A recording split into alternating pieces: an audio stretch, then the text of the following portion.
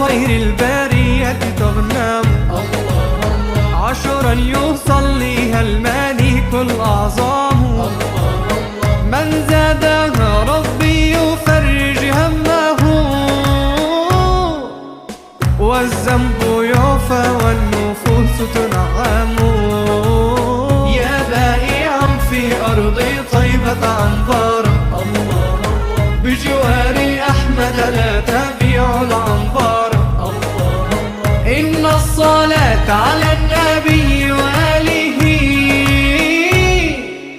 يجدو بها من شاء